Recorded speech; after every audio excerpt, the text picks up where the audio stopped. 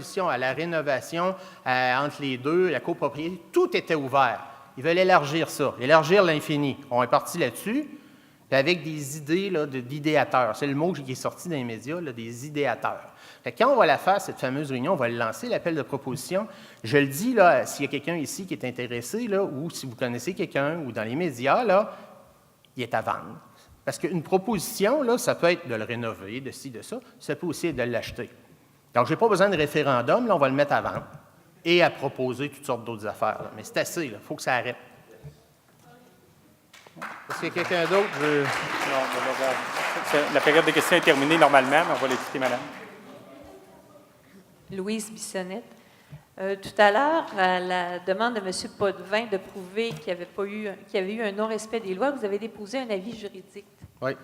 Là, je ne comprends pas exactement le lien. Pouvez-vous expliquer un peu c'est quoi est-ce que c'est une preuve? Est-ce que c'est public? C'est un avis juridique qui... je l'avais amené pour autre chose. Je m'attendais à avoir des questions, puis elles viendront peut-être.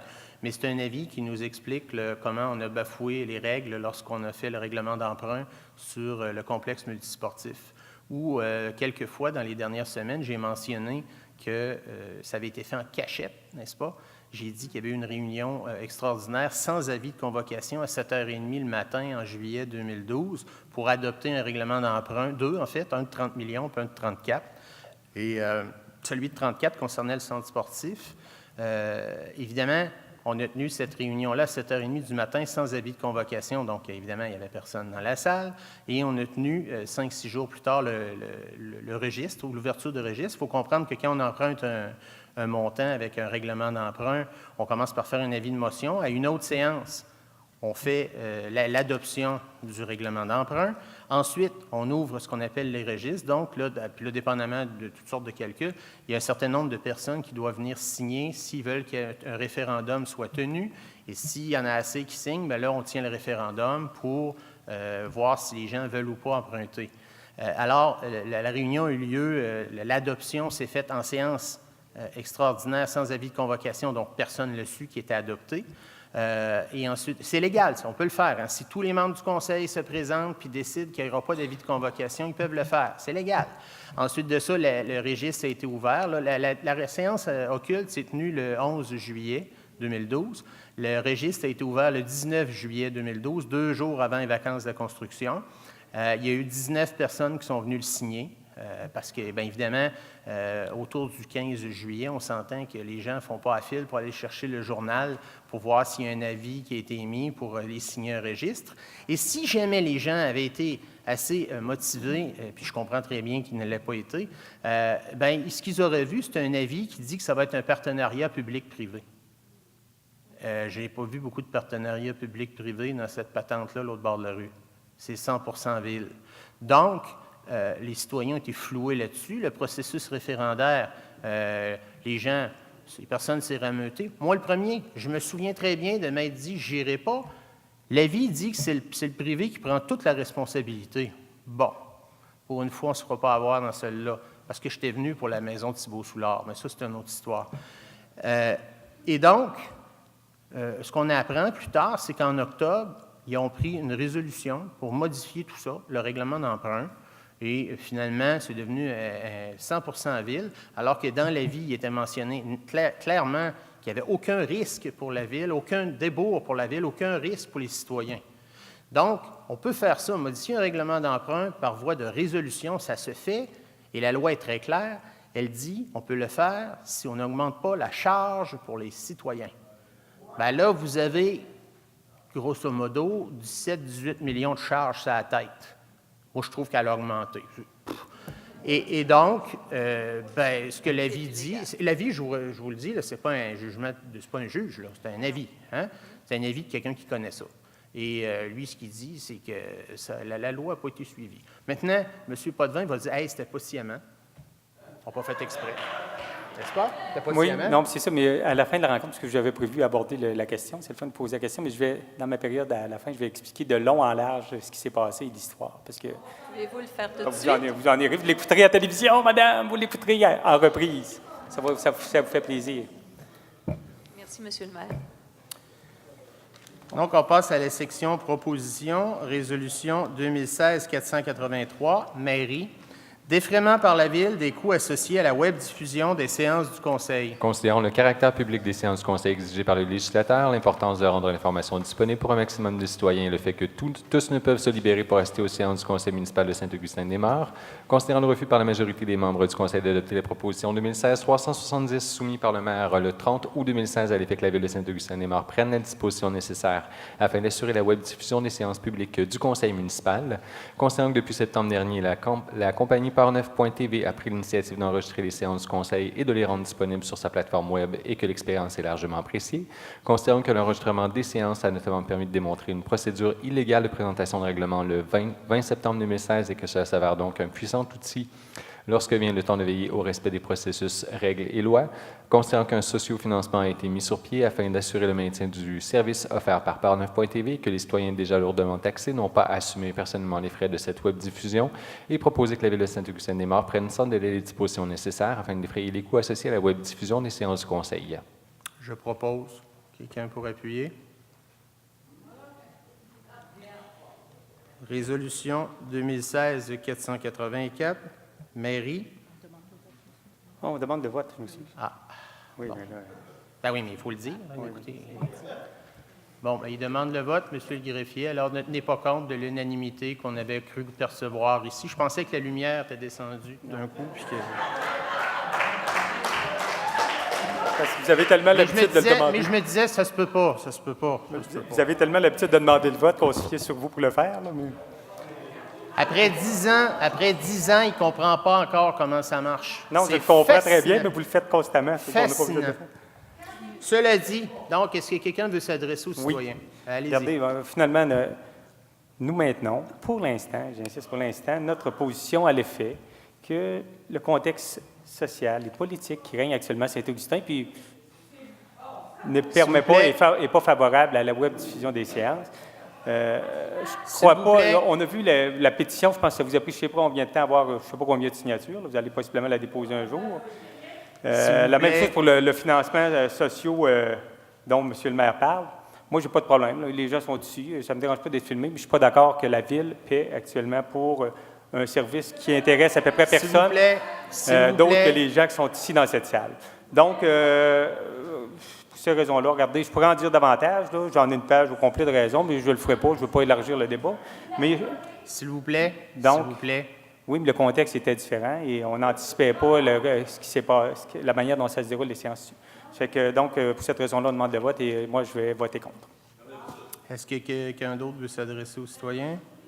Oui, Monsieur le maire, mon collègue vient de parler de ceux qui sont ici dans la salle et qui sont, selon son analyse, qui sont les premiers spectateurs, si je peux dire, de la web-diffusion. C'est un peu contradictoire, là. Mais ceci étant dit, j'ai souvent entendu mes collègues dénoncer le fait que la salle, ici, là, ceux qui y assistent, la salle est bruyante, qu'effectivement, la salle, c'est-à-dire vous qui participez à rencontre, séance après séance, à nos débats, vous n'êtes pas représentatif, selon mes collègues, vous n'êtes pas représentatif de la population de Saint-Augustin. Alors, il me semble que la web-diffusion, c'est un outil extraordinaire pour rejoindre ces citoyens qui ne sont pas ici, parce que ceux qui sont ici, on vient de le dire, ne sont pas représentatifs de l'ensemble des citoyens de Saint-Augustin. Alors là, encore une fois, et là, on nous dit que non, la web-diffusion, c'est pas bon. C'est pas bon dans le climat actuel, mais il me semble que c'est le contraire. Il me semble que c'est le contraire. Si, par exemple, puis je sais que c'est le cas, on reproche à certains intervenants, lors de la période des questions, ou même pendant les débats, d'être trop bruyant, de manquer de respect, et tout ça. Bien, il me semble qu'à la web-diffusion, je l'ai déjà dit, il me semble que ça aurait un effet modérateur, à la fois de ce côté-ci de la tribune et de l'autre côté. Il me semble que ça modérerait tout le monde, ça modérerait le transport de tout le monde, si je peux dire. On ferait attention à notre choix de mots, puis si on s'échappe, ben, on aurait l'occasion de se reprendre en se visionnant, comme on dit, à la télé, puis dire « ouais, là, celle-là, je l'ai échappée, puis à la prochaine séance, je vais formuler une excuse, je ne sais pas. » Mais encore une fois, je vois pas d'inconvénient à ça. Puis je comprends pas là, qu'on dit pour l'instant, le climat n'est pas favorable. En tout cas, bref.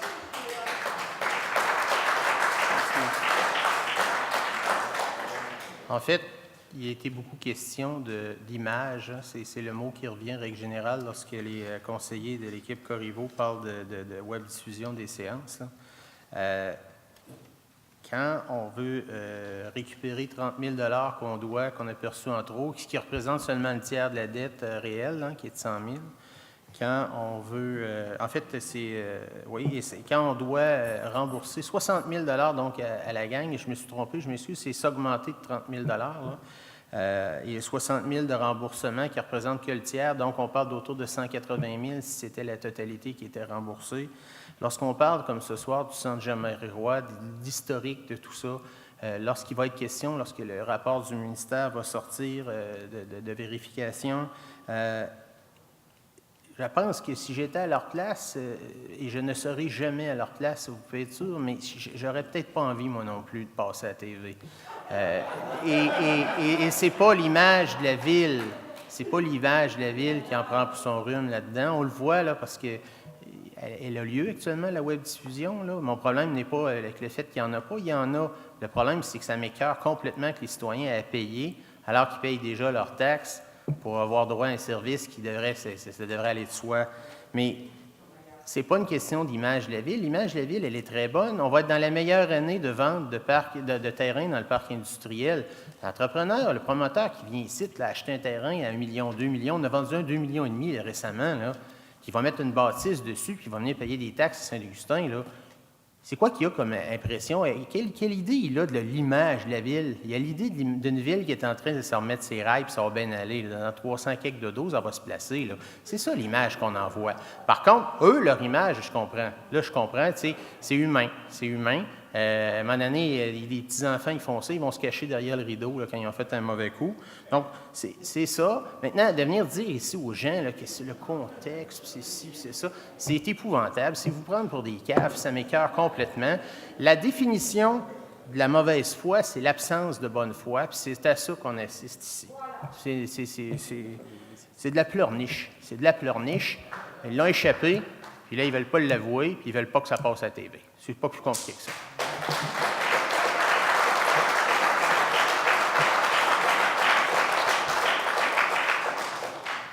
Donc, est-ce que vous êtes prêts à passer au vote? Oui.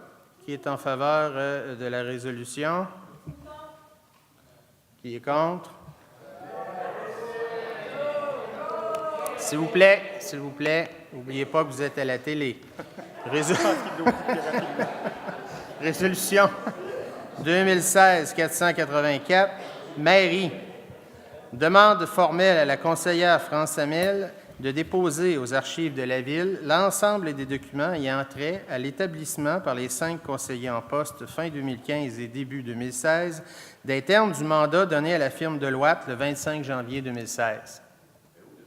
Considérant l'adoption par la majorité des membres du Conseil le 25 janvier 2016 de la résolution 2016-037 octroyant un mandat d'expertise en jury de comptabilité d'un montant de 250 000 à la firme Deloitte dans le cadre de la poursuite contre la Ville de Québec concernant les frais des quotes-parts. Considérant que l'associé de la firme Deloitte, M.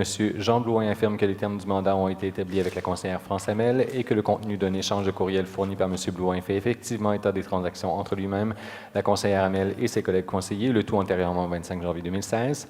Considérant que les négociations menées avec la firme Deloitte se sont déroulées à l'insu de la direction générale et du maire sans résolution préalable, considérant que l'ensemble des documents ayant mené à l'octroi du mandat n'ont pas été déposés comme il se doit aux archives de la Ville et qu'une demande écrite à cet effet adressée à la conseillère Hamel par le maire est demeurée sans réponse, considérant la nécessité d'obtenir l'ensemble des documents en question afin de soumettre le dossier à l'analyse du syndic de l'Ordre des comptables professionnels agréés du Québec pour obtenir que, le cas échéant, les termes du mandat de jury de comptabilité soient négociés et établis avec la Ville en suivant les règles et les normes applicables, et proposer que par la présente, le Conseil municipal demande formellement à la conseillère France Hamel de déposer aux archives de la Ville l'ensemble des documents ayant trait à l'établissement par les 5 conseillers en poste de fin 2015 et début 2016 des termes du mandat octroyé à la firme Deloitte le 25 janvier 2016. Je propose, quelqu'un pour appuyer. Je me demande le vote, M. le maire. Oui, en fait, quelqu'un veut s'adresser aux citoyens? Oui. Allez-y. Donc, on a l'impression de vivre le jour de la marmotte. Là. et non du mammouth. Il y a S'il vous plaît. était trop facile. Vous avez justement fait, M. le maire, une plainte au MAMO concernant ce dossier-là. Mme Hamel a toujours dit qu'elle répondrait aux questions en temps et lieu. Mais ceci étant dit, et au risque de me répéter, là, il n'y a jamais eu de négociation de la part de Mme Hamel concernant ce dossier-là. Les échanges, il y a eu des échanges. Les échanges ont porté sur la possibilité qu'ils représentent à la fois la ville de Saint-Augustin et celle de l'ancienne Lorette, sur leur intérêt à le faire, ainsi que sur leur disponibilité. Par la suite, ils ont transmis une demande, ils ont transmis une demande, pas une demande, une offre, et cette offre-là a été récupérée par le Conseil, puis il y a eu une résolution qui a été faite. Ce que vous devez savoir comme citoyen, puis tous les citoyens dans la salle ici, vous avez ce même droit-là, parce qu'on l'a dit à quelques reprises, un conseiller en dehors des séances du Conseil n'a aucun pouvoir. Tous les citoyens dans cette salle-ci ont le droit d'aller parler à n'importe qui, échanger sur des sujets, ultimement proposer à leurs conseillers des résolutions ou des modifications, et c'est le Conseil qui en dispose. Donc, dans le cas présent, la citoyenne France Hamel a eu des échanges avec une entreprise. S'il vous plaît. Et qui ont conduit à une proposition, et le Conseil en a pris acte et a pris connaissance et en a disposé. Les négociations ont eu lieu par la suite avec le directeur général et un des avocats de la Ville. Donc, la preuve qu'il y a eu un négo, ça s'est réglé à la dernière séance. C'est que je rappelle tout de même, là, je profite de la question pour rappeler les bénéfices de travailler avec une seule firme de jury comptable.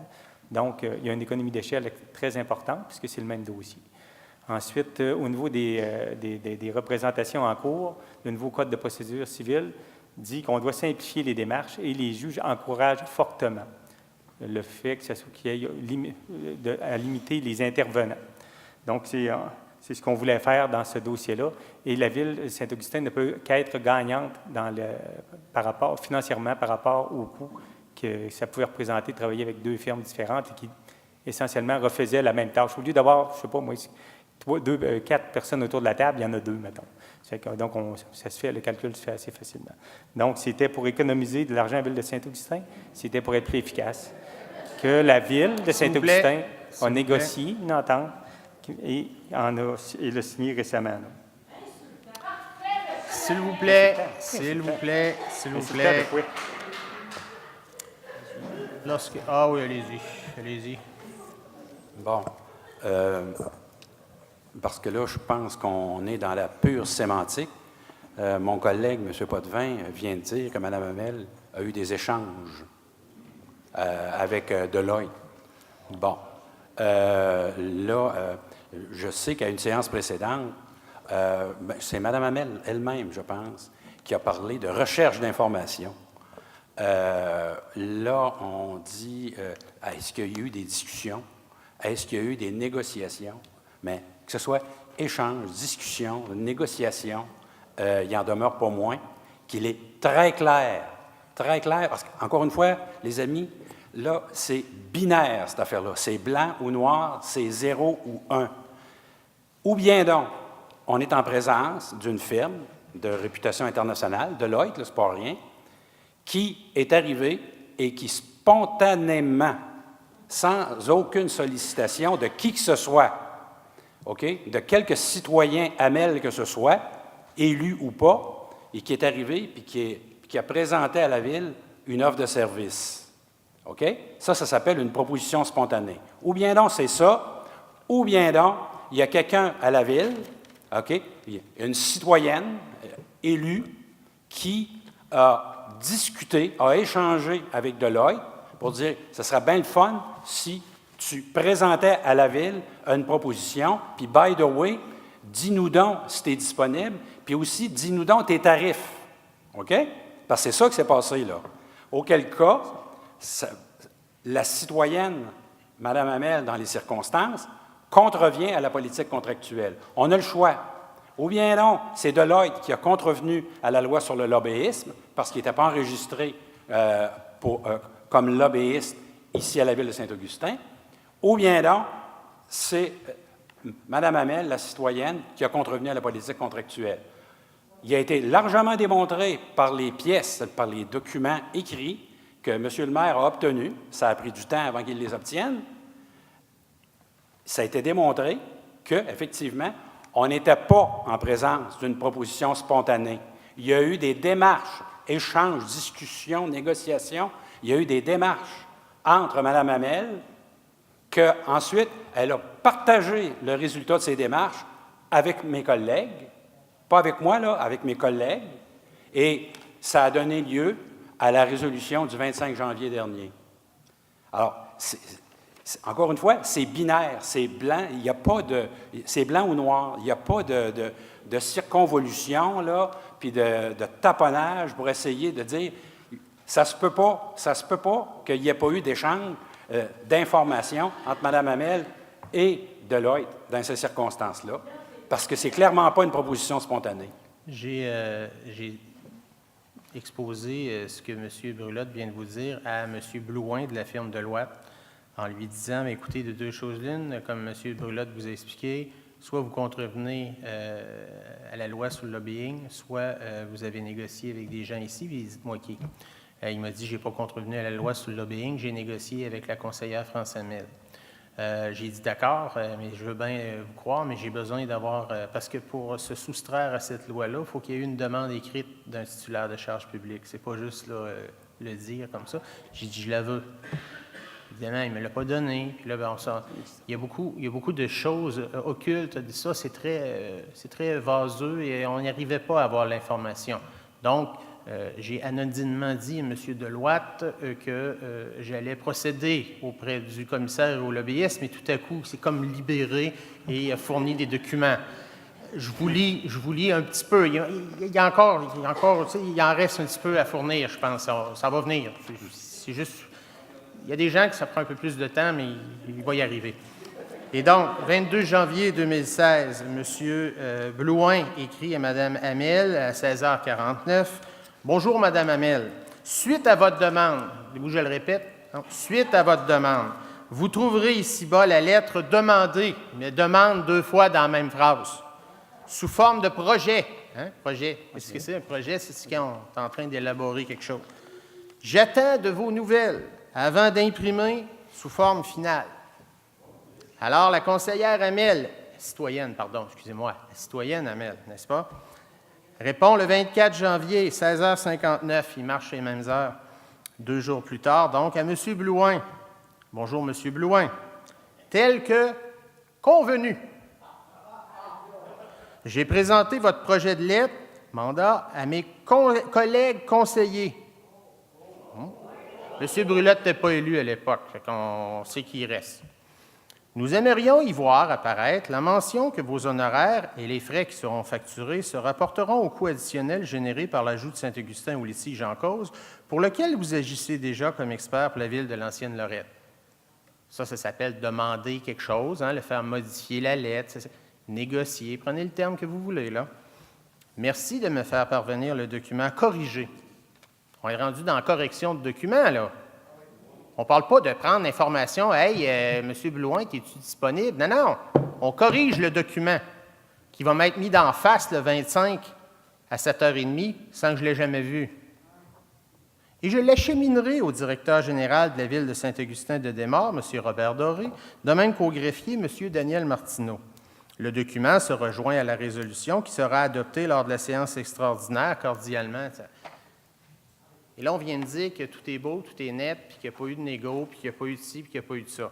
Et dans l'offre en question, il y a le nom des personnes qui vont travailler là-dessus, il y a le taux horaire, il y a les frais directs, les frais indirects, il y a le montant total qui est 250 000, il y a le mandat. Ça m'a été mis d'en face à 7h20, puis on l'a adopté en soirée. J'ai mis le veto, puis en tout cas, ensuite j'ai fait ce dans quoi j'excelle, c'est-à-dire lire la loi, puis mettre dans le visage de mes amis ici le fait qu'ils ont de la misère avec ça, puis là, ensuite, faire tout ce que je peux pour qu'elle soit respectée, cette loi-là, puis qu'on suive les règles. Puis effectivement, ça a été adopté seulement la semaine dernière, après presque 6, 7, 8 mois. C'est à peu près le délai que ça prend pour adopter quelque chose. Et là, moi, j'ai un problème. J'ai un problème parce que Le monsieur en question, chez Deloitte, qui est fort probablement de toute bonne foi, là, lui, il ne sait pas là, que Mme Hamel n'a pas demandé du conseil, probablement. Je ne le sais pas, moi. Je ne le sais pas. Alors, le monsieur, lui, il est soumis à des règles, parce qu'il est jury comptable. Si vous voyez son nom, là, après son nom, il y a l'alphabet au complet. CPA, CA, CCPPA, RI, il y en a, là. Bon, j'en ai choisi au hasard, j'ai trouvé que c'est jury comptable. Alors qu'il est soumis aux normes d'exercice des missions de jury comptabilité. Parce qu'en comptabilité, un mandat s'appelle une mission. Et là, l'article 200.01 mentionne « Les praticiens en jury comptabilité doivent établir les paramètres de la mission avec leur client. » Le client, c'est qui? C'est la ville. Non, le client ici, c'est la ville. La ville, c'est qui? Ce n'est pas le directeur général, ce n'est pas l'administration. La ville, c'est le conseil. C'est 7 personnes, c'est le conseil, la ville.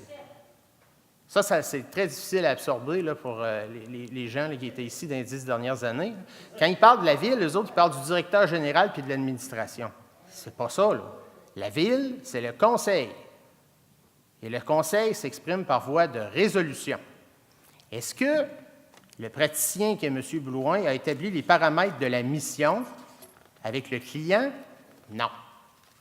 Donc, il doit établir les paramètres et les consigner en dossier, y compris le rôle, l'objectif, l'étendue générale des travaux à exécuter, la nature de tout rapport, le cas échéant, les conditions de la mission. Ces paramètres doivent être établis lors de l'acceptation.